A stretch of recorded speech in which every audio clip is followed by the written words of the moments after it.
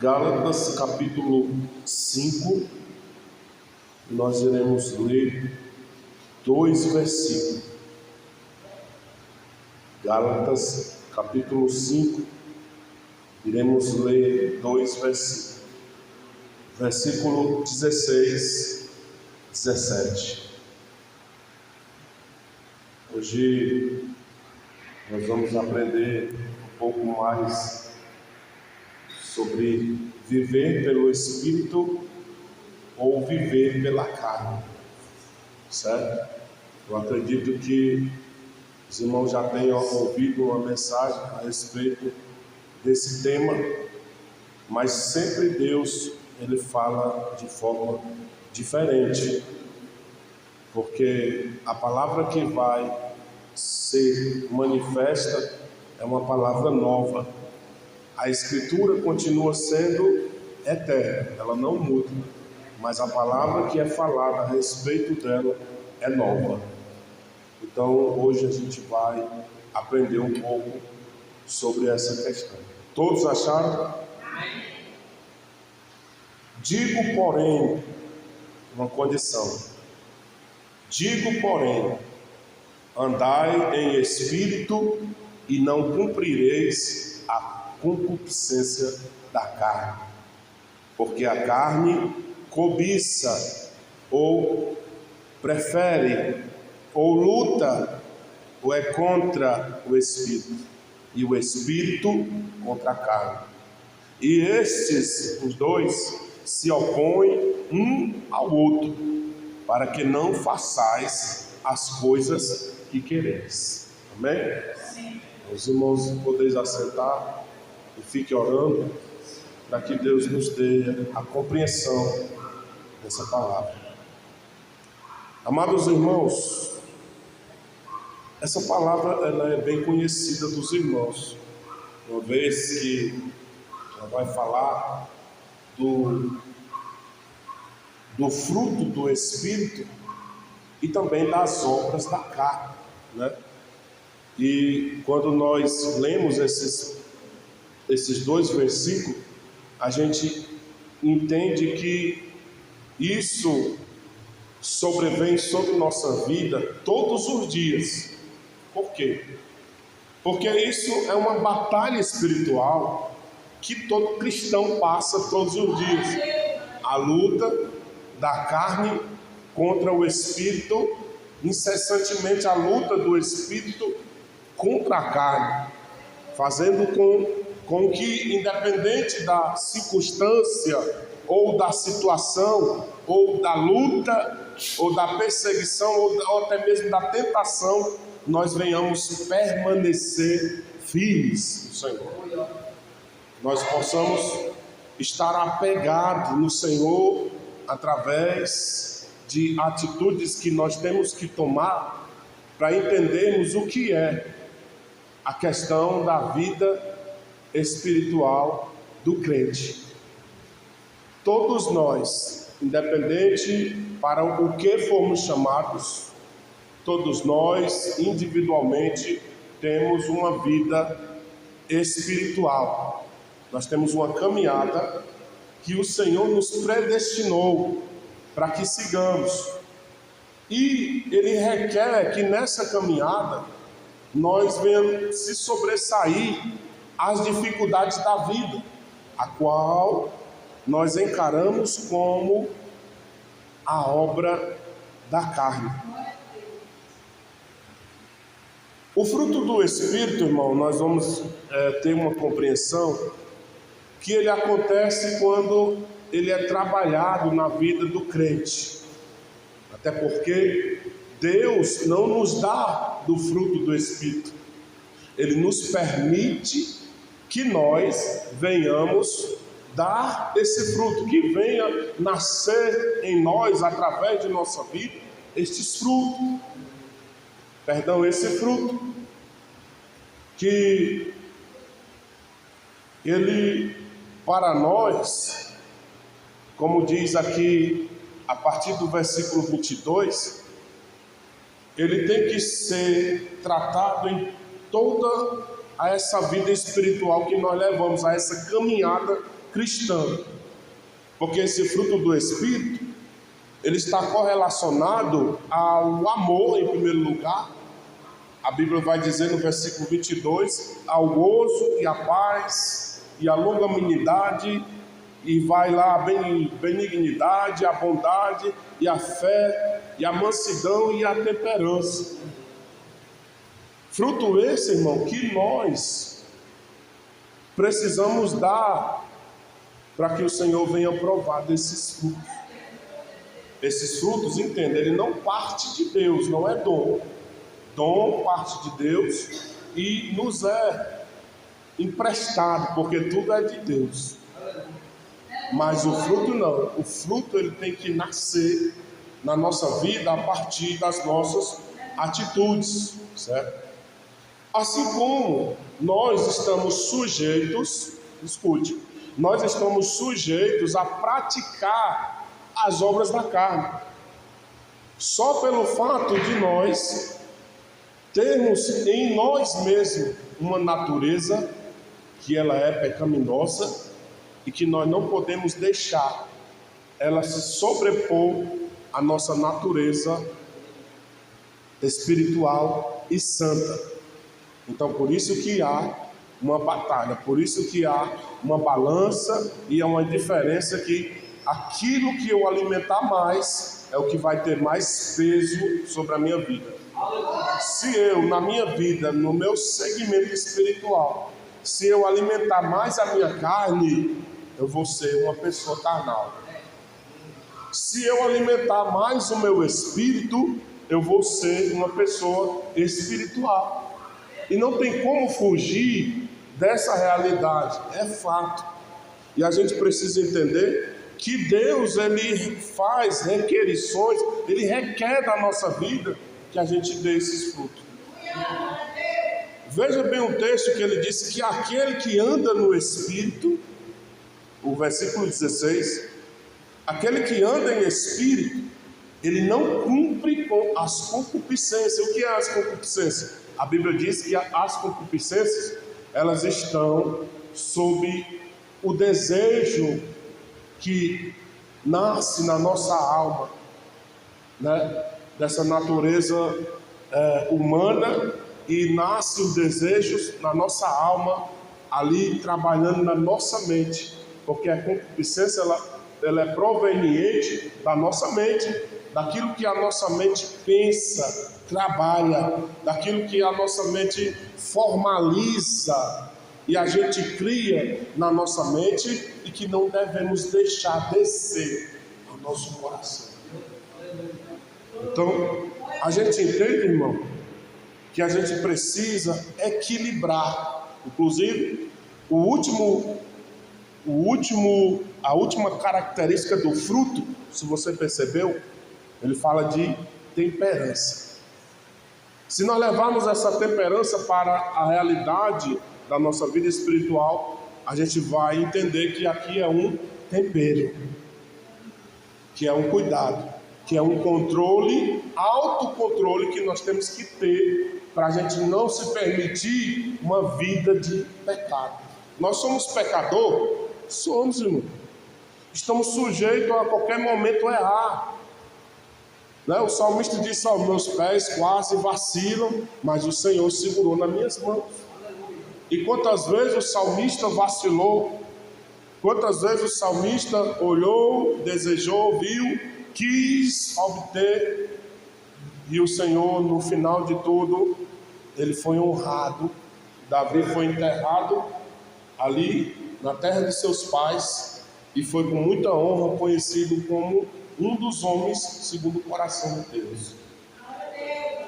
Então eu entendo, irmão, que esse texto, nessa introdução, ele vai dizer que o cristão, todos os dias, ele vive uma batalha interna. Uma batalha, né, que ela começa de dentro para fora. Uma batalha interna, em que há uma luta da carne contra o espírito cotidianamente. E a carne aqui, ela não está falando, não necessariamente, dessa carne aqui física, não só disso, mas ela está falando da natureza pecaminosa do homem. Lá em Romanos 7:18 vai falar sobre isso. Se você quiser depois procurar para ver, do contrário, o Espírito, aqui, segundo o contexto, ele vai representar a nova vida que o cristão ele recebe a partir do momento que ele recebe Jesus. Ou seja, vamos ser mais claros. Antes, outrora, quando nós não tínhamos o Senhor na nossa vida, nós estávamos encaminhados à perdição, à morte. E aí o Senhor, ele usou de misericórdia, cumprindo com a lei, e cumpriu toda a lei. E uma das coisas que a lei ditava era que os pecados deveriam ser perdoados, deveriam deixar de serem cobertos, e uma vez que fosse feito o sacrifício verdadeiro, então esses pecados seriam perdoados. E ele cumpriu com esse sacrifício, e hoje nós somos libertos, nós somos livres. Porém, quando o apóstolo Paulo inicia-se essa carta, ele fala justamente dessa liberdade. Veja o versículo 1 do capítulo 5, o que é que ele diz? Estais, pois, firme na liberdade com que Cristo nos libertou. Aí ele continua a parte B. Se eu estou firme na liberdade em que Cristo me libertou, eu não posso tornar a colocar-me debaixo de um outro jugo de servidão. Eu não posso dar ênfase aos desejos da carne e viver uma vida de pecado, irmão. Eu tenho que deixar, porque se não houver a mudança, se não houver a transformação, que proveito terá? Olha a parte B do versículo 2. Vamos ler todo.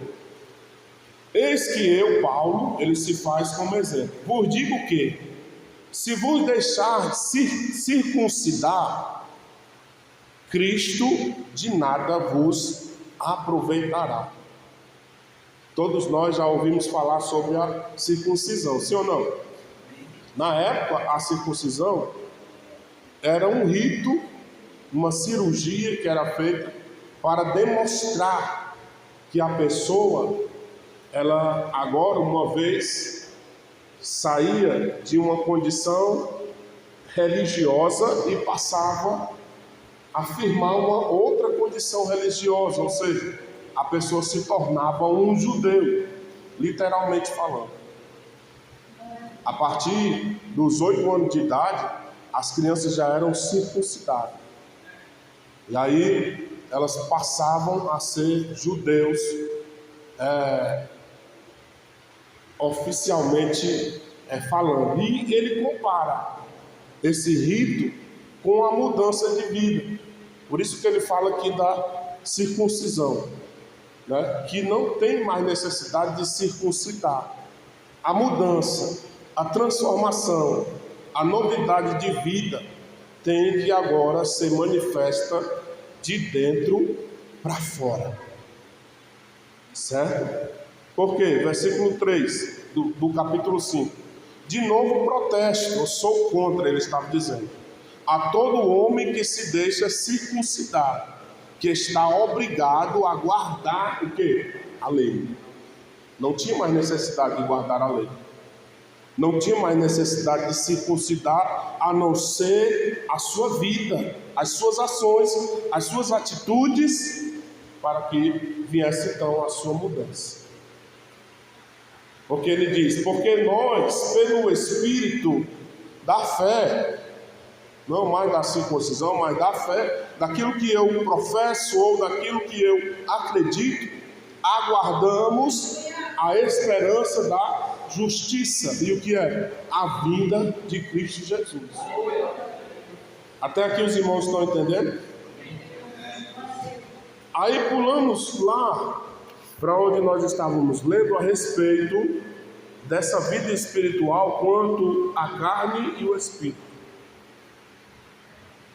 Eu disse que a carne ela representa a natureza pecaminosa. E eu disse que o espírito representa essa nova vida em Cristo, né? Ou seja, a minha vitória, as minhas conquistas, quem eu vou ser, né? Vai depender de quem governa a minha vida. Se a carne governa a minha vida, eu vou ser uma pessoa. Se a carne governa a minha vida, eu sou uma pessoa carnal. E se o Espírito governa a minha vida, eu sou uma pessoa espiritual. Então, a vida pela carne, a gente pode até colocar aqui um questionamento: o que é a vida pela carne? Não é apenas, irmão, essa carne palpável que você vê, esse físico, mas é justamente essa natureza pecaminosa que nós herdamos da desobediência do homem. E aonde foi uma vez, a primeira vez, que podemos dizer que alguém falhou na sua vida espiritual em desobedecer a Deus e deixar de ser uma pessoa espiritual para ser uma pessoa carnal? Lá no jardim do Éden. Foi de lá que nós herdamos esse desejo carnal de conhecer, de tocar, de ouvir, de querer ser, né? E enfim, entre tantas outras coisas que a gente faz que desagrada a Deus. A inclinação ao pecado, ele é a desobediência a Deus. Quando eu me inclino para o pecado, quando eu dou evasão a uma vida pecaminosa, eu estou desobedecendo a Deus. Por quê? Porque eu estou cumprindo as obras da carne. O que diz ser as obras da carne? Que no versículo 19,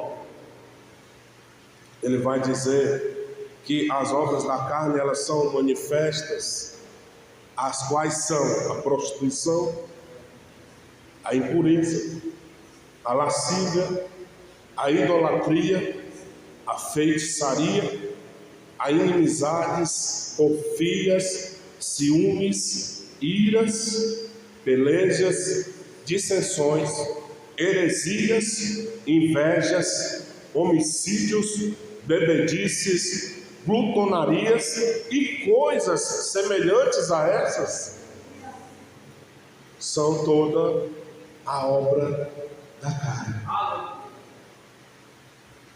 Se nós estamos envolvidos a essas questões, se nós estamos participando dessas coisas, nós vamos padecer. O salário do pecado, o que é? É morte.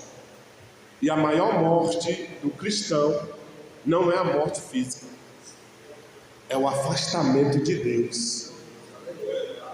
Uma pessoa que verdadeiramente é cristão, porque o afastamento de Deus, irmão, ele destrói a vida da pessoa, né? Ele acaba com a vida da pessoa, porque ele deixa a pessoa afastada de Deus, e esse afastamento lhe traz exclusão do reino de Deus. E o que é isso? É você deixar de estar provando das coisas que Deus tem reservado para você por causa do pecado, por causa da desobediência. E o que nos traz isso? Uma mente que está fitada, pautada na carne, e é a morte. Romanos 8:6 vai falar sobre isso. Porém, esse porém que ele começou aqui, digo porém, é uma condição. Existe uma vida que ela é regida pelo Espírito de Deus, uma vida diferente. Até aqui os irmãos estão entendendo? E o que significa andar no Espírito? Significa viver guiado pela palavra de Deus. Significa ter uma vida pautada ou direcionada pelo Espírito Santo. Romanos 8:14. Significa viver uma vida em que as suas atitudes, as suas tomadas de escolhas, de atitude é totalmente diferente, porque você já não toma atitudes alheias, mas você toma uma atitude direcionada por Deus. É quando o próprio Espírito Santo ele se revela para você, dizendo que algo que você faz ainda está errado. Se você não der ouvido e obedecer aquilo que realmente Ele quer, você vai estar em desobediência a Deus. Viver pelo Espírito é negar-se a si mesmo, irmão. Gálatas 5:24, vamos lá. Os que são de Cristo crucificaram a carne com as suas paixões e concupiscências. Os que são de Cristo crucificaram, mataram. Está extinto o desejo carnal da vida dessas pessoas. Por quê? Porque elas crucificaram as suas paixões, o que é isso, o seu desejo. Por quê? Porque agora, uma vez que uma pessoa nega a sua própria vontade, automaticamente ela está fazendo a vontade de alguém ou do próprio Deus. Isso quando para o bem. Quando para o bem. Gálatas 5:24. É aqui aonde nasce o fruto do Espírito. Já foi explicado aqui que o fruto do Espírito é um. É um fruto. Um fruto. E é como se fosse uma laranja. E essa laranja tivesse vários gumes. E todos esses gumes formam o fruto do Espírito. E cada um deles tem que ser trabalhado todos os dias na nossa vida. Se você se encontrar diante de uma situação que você precisa tomar uma atitude a qual você foi ferido, saiba você que você tem que agir pelo amor. A Bíblia leva isso tão a sério que ela diz para a gente orar pelos nossos próprios inimigos. E quando ele vier a nós, que ele pedir uma capa, você dá a capa, você dá a calça, dá o sapato, dá o boné, você faz o que puder fazer. Esse fruto vai dizer que se alguém um dia, uma vez que bater espiritualmente falando na tua face, tu tem que dar outra face. E assim vai, que nem diz o irmão Bismarck. É difícil, irmão? É. Mas não é impossível, porque Cristo, Ele passou todas essas coisas. Sabe? O fruto do Espírito, já falei, é amor, gozo, paz, longanimidade, benignidade, bondade, fé, mansidão e temperança. Vamos falar de um aqui bem, que a gente precisa muito, a fé. Ele é um fruto do Espírito. E muita gente diz que tem fé e na verdade não tem. Porque quando passa qualquer situação, a primeira coisa que pensa é em desistir dos caminhos do Senhor. E aqui a palavra vai dizer para nós que nós precisamos firmar na liberdade que nós fomos chamados. A gente precisa firmar naquilo que Deus tem reservado para nós, que é a salvação. No versículo de número 5: guardados, porque nós, pelo Espírito da fé, aguardamos a esperança da justiça. Então, a gente precisa firmar.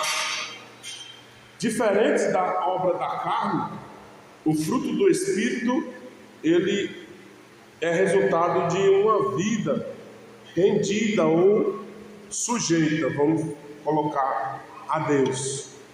A palavra dele vai dizer: sujeitai-vos, pois, a Deus. Não é a nossa vontade. Sujeitai-vos, pois, a Deus. E muitas vezes a gente não entende. Nós não entendemos essa palavra. Sujeitar-nos a Deus, irmão, é a gente negar tudo quanto é a nossa vontade para fazer a vontade de Deus. Quando nós agimos assim, Deus, ele nos honra. Sabe por quê?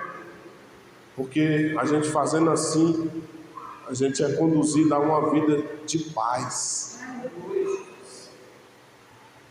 Do contrário, a gente vai continuar vivendo uma vida de conflito entre a carne e o Espírito. E Paulo, ele descreve aqui esse conflito, aqui no capítulo 7, do versículo 15 ao 25 de Romanos. Vamos ler essa leitura aqui para a gente entender um pouco. Romanos 7. Quem quiser abrir, abre. Quem não quiser, vai só acompanhar.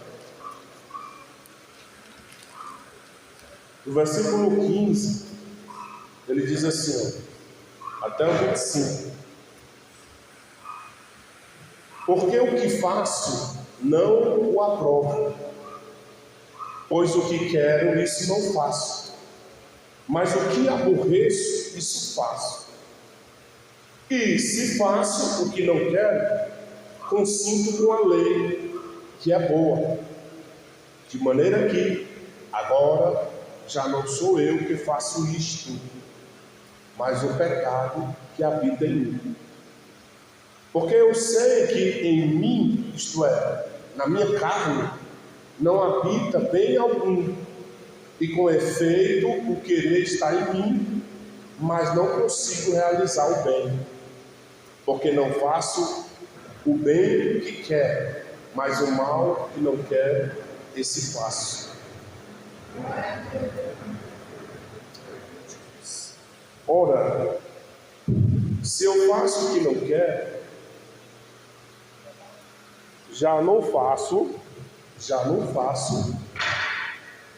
eu, mas o pecado que habita em mim. Vamos ler até o 25. Acho então esta lei em mim, que quando quero fazer o bem, o mal está comigo. Porque segundo o homem interior, tenho prazer na lei de Deus. Olha a vontade dele. Mas vejo nos meus membros outra lei, que batalha contra a lei do meu entendimento, do que é certo, e me prende debaixo da lei do pecado que está nos meus membros.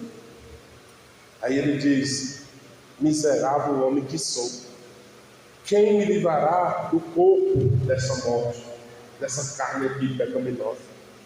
Dou graças a Deus por Jesus Cristo, nosso Senhor, assim que eu mesmo, com entendimento, sirvo a lei de Deus, mas com a carne, a lei.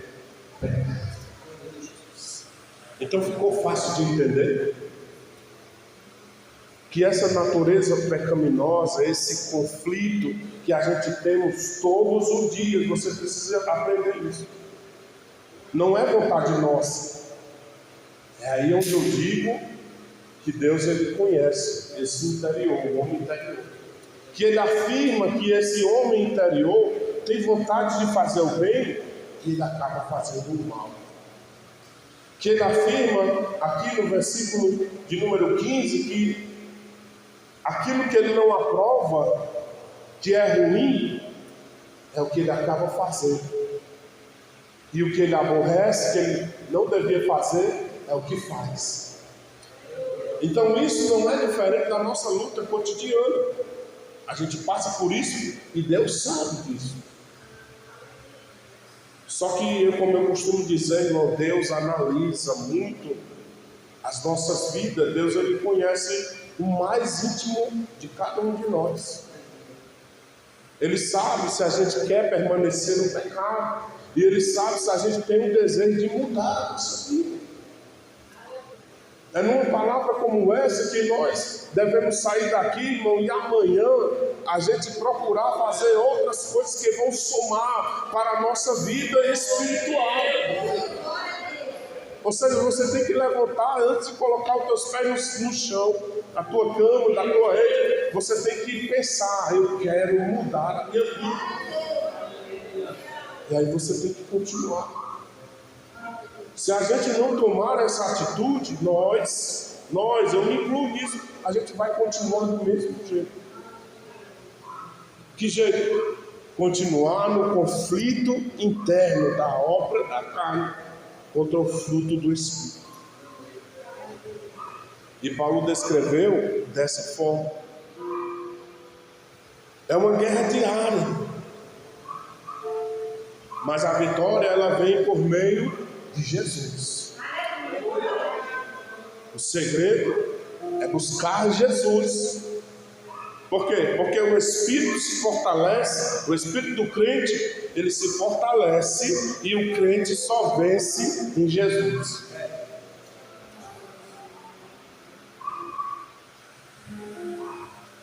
Eis a pergunta: então, como eu vou viver? Para os irmãos que não entendem e não sabem o que fazer, como eu vou viver pelo Espírito?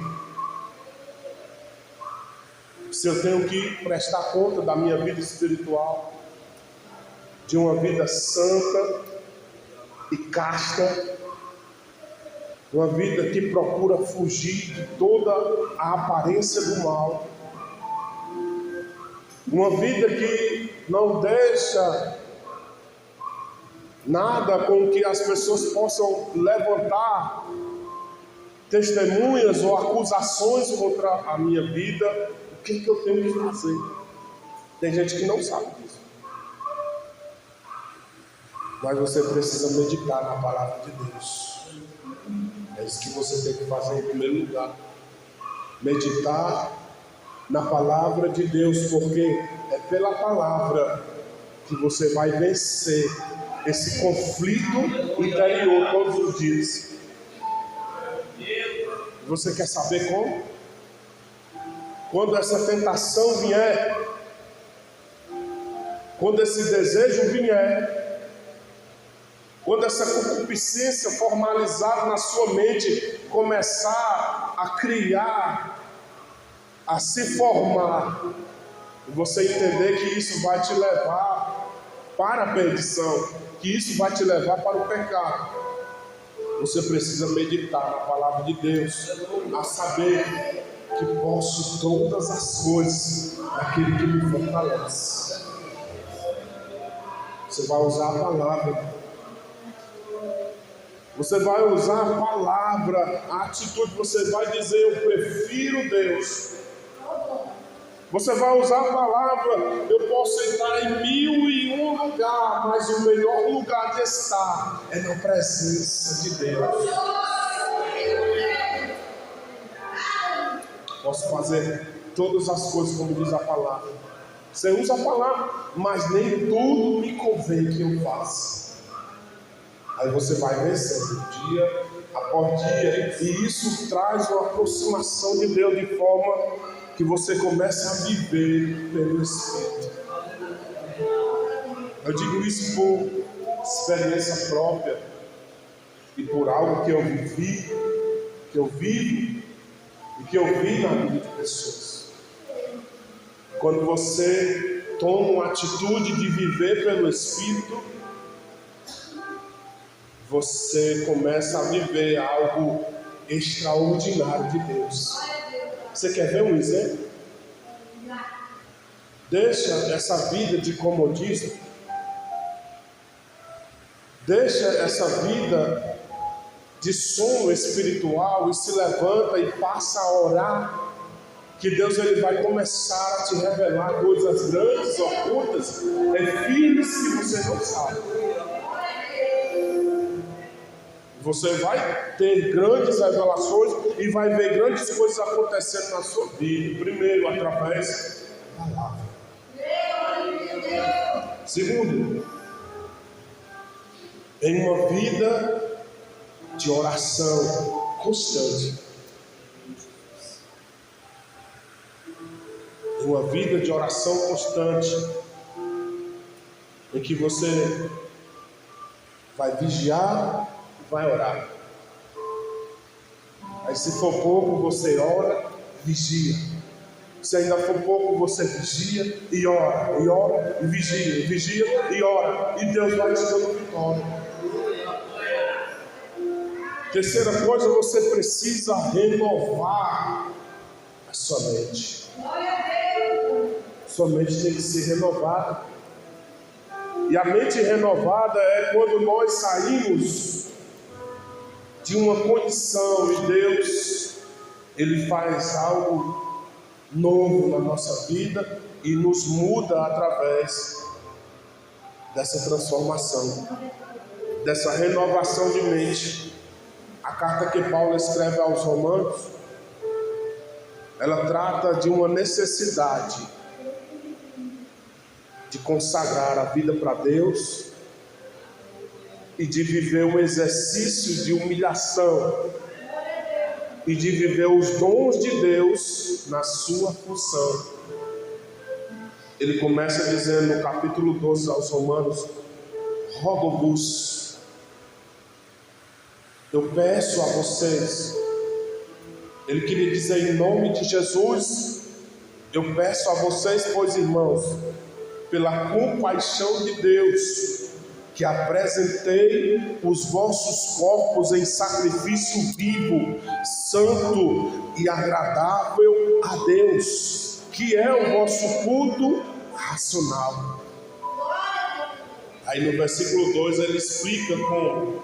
Ele diz: não sede conformado com este mundo, mas sede transformados pela renovação do vosso entendimento, para que experimenteis qual seja a boa e agradável e perfeita vontade de Deus. Está vendo? Isso é quando as nossas mentes são renovadas por Deus. A carta que o apóstolo Paulo escreveu aos Efésios,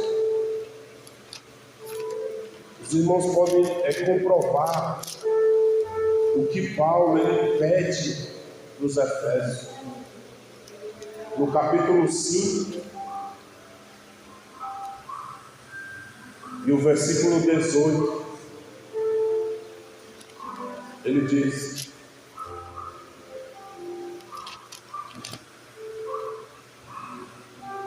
e não vos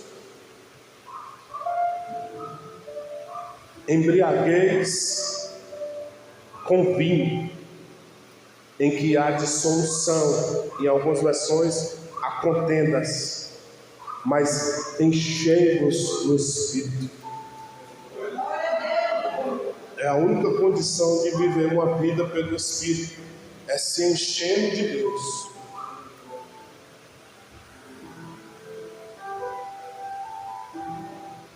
É a pessoa se permitir que a sua vida seja completa, seja cheia do Espírito Santo de Deus. E para que isso venha acontecer, é necessário a gente se submeter a Deus e ao Espírito de Deus. A quarta coisa que nós podemos fazer para que a gente viva uma vida espiritual é a gente andar em comunhão com a igreja do Senhor. E O apóstolo Paulo, quando escreve essa carta, no versículo 15, ele diz algo interessante. 14 e 15, do capítulo ao qual nós estamos estudando. Capítulo 5, versículo 14 e 15. Porque toda lei se cumpre numa só palavra. Aí ele diz, nesta, não tem outra. Porque toda lei se cumpre numa só palavra. Ele diz, nesta, amarás o teu próximo como a ti mesmo. Está vendo aí? Amarás o teu próximo como a ti mesmo. Você já pensou nisso, irmão? O quanto a gente, quando eu falo isso, eu generalizo mesmo, o quanto a gente erramos no fruto do amor. É a primeira característica do fruto, amor. E o quanto nós erramos quando nós não amamos o nosso próximo, e é simples como a nós mesmos. Quem é que quer o mal para o seu próprio corpo? Quem é que faria o mal, desejaria o mal do seu próprio corpo, da sua própria carne? Só se for um louco, desequilibrado. A gente só quer o nosso bem, a gente só quer as melhores coisas, ao ponto de às vezes nós sermos egoístas e pensar em nós mesmos. Porque o bom é só para nós. Mas a Bíblia diz que nós temos que amar. Toda lei é esta. E a gente tem que amar o nosso próximo como a nós mesmos. Aí ele aprofunda mais no versículo 15. Se vós, porém, vos mordeis e devorais uns aos outros, vede, não vos consumais também uns aos outros. Então, irmãos, amada igreja, é um cuidado que nós temos que ter para que nós estejamos incluídos nessa vida pelo Espírito. E a conclusão é que a carne, irmão, ela leva à morte. Não tem outro lugar que a carne vá levar se não for a morte. O salário do pecado é a morte. Mas o Espírito leva a vida eterna. Romanos 8 e 13. Então, como eu disse no início da nossa fala, é uma escolha diária do cristão, que é viver controlado pelo Espírito. E somente pelo Espírito nós podemos agradar a Deus. Aquele que se achega a Deus, primeira coisa é necessário crer. Primeira coisa. Lá no livro de João, ele diz que ele está procurando verdadeiros adoradores que o adorem em espírito e em verdade. Então, amado, esse texto ele nos prova que as portas celestiais, elas ainda estão abertas para nós. Ainda é um tempo de mudar as nossas atitudes. Ainda é um tempo de mudar a nossa vida. Ainda é um tempo de fazer as escolhas certas. E ainda é um tempo de abandonar uma vida de pecado e viver uma vida de santidade diante de Deus. Ainda é tempo de rejeitar as obras da carne e agora dar os frutos do Espírito que Deus espera da nossa vida. Então, nessa noite, nós louvemos a Deus, porque Ele tem falado no nosso coração a respeito disso, e nós precisamos, mais que antes, colocar essas coisas em prática na nossa vida. Eu sei que você tem a graça, eu sei que você tem o entendimento, eu sei que você sabe o que Deus quer da sua vida. E no momento em que você não se levantar para fazer aquilo que Deus quer da sua vida, você está andando em desobediência a Deus. Então, procuremos a dar os verdadeiros frutos dignos de arrependimento, frutos que permaneçam, frutos que agradem a Deus, frutos que Ele possa pegar e dizer: esses são frutos bons, que o meu servo e que a minha serva está dando. Então, que Deus possa continuar abençoando vossas vidas. Em nome do Senhor, seja sempre glorificado na vida de cada um. Amém? Vamos ficar de pé em nome de Jesus. Glória a Jesus.